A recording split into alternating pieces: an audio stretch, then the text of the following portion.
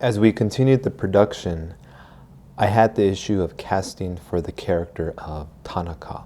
The reason being is that the character is of Asian descent. Here locally, it's a challenge because the majority of the demographics here is of Latino, Hispanic descent. When I was writing the character, I wanted to challenge myself in having a character that is of a different culture. And so with this project, I knew it was going to be a challenge and I didn't want to compromise. In the past, I would have easily said, you know what, I can't find the person, so I'm going to hire who's available.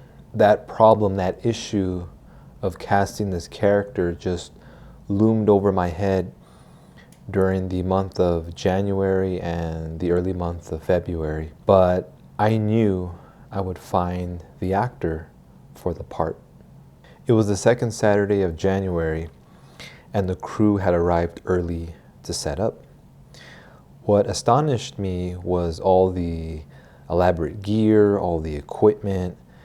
We had to set up base camp in the living room, and every time we shifted to the living room or the dining room, we had to move the gear because we didn't want the gear to appear on camera. On that day, our objective was to have a multicam setup. For me, I love using multiple cameras. If it was up to me, I would have 10 cameras going on. When I first heard of the idea of multicam was through Kurosawa Akira. He loved having cameras all over his set. And in his mind, he viewed it as he was capturing a theatrical play and he didn't want to disturb the actor's performance with all these setups and all the takes. And so he utilized the multi-camera setup for his advantage. And for me, I really much like that approach. I've done it on my short films. I've done it on my feature film, Paranoid Flux, where I had 2 cameras. But that day, we had 4 cameras rolling, and it took a good time to set up each camera. Maybe that one is close up, wide, and then we have the wire.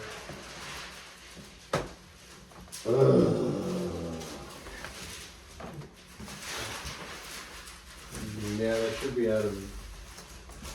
Just double check that for me. You don't see the shadow, right? I don't see it. Like, no, here. Let me No, get on the other on one. the wide. Do you see it on the wide? I mean, You like? is it supposed to be following maybe where Anthony is? No. Do you see it on the wall here? Nope. Oh. You're on the wrong camera. Wrong camera. You have to walk over here and look at the screen. But at the same time, I do enjoy having one camera setups where you concentrate on the scene, you concentrate on the emotion of that particular scene. I've never used a gimbal before until this project, and I like the functionality of that type of equipment because you can put the camera on this rig and it gives you fluid motions. The issue with us is that our camera and the lens itself was too heavy. We were having a lot of technical difficulties, and so it was very limited because of the weight of the equipment. So we managed to still get the shots that we needed, but we had to compromise on certain movements and just used what was available in terms of the camera's movement. And I think after that setup, we stopped using the gimbal just because of the time that it would take to set up and calibrate. But in the end, Jaime managed to get the shots that we needed for the day. Now, working with the crew is almost comforting because it's having a support system. And in the past, I have done everything myself. And sometimes if I have to do it myself, out of the self-reliance of it, then I do it. So again, you have the DP, you have the camera assistants, you have the gaffer, and then you have the sound operator putting it all together, and it's amazing. It's totally different compared to making a film as a one-man army where you're doing everything, which is time consuming if you've ever been in that situation. So I knew that having a crew for this part of the film was going to be a blessing, and I'm thankful for it. The majority of the scenes and setups is concentrated in one location. It was cool stopping in between takes and taking the time to connect with the cast and crew.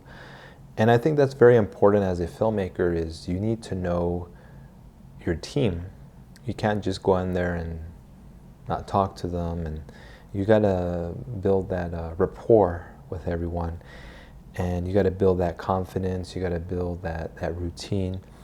And so for us, it was cool. I think that's the beauty of indie films, is you can film them on the weekends, and you can have your life Monday through Thursday or Friday, and then on the weekends you make a movie, and you just chip away, and you film scenes, and then at the very end, you have your film.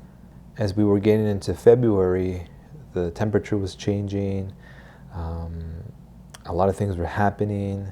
So what kept it together was the spirit and collaboration of the cast and crew that kept everything in order on set for The French Driver.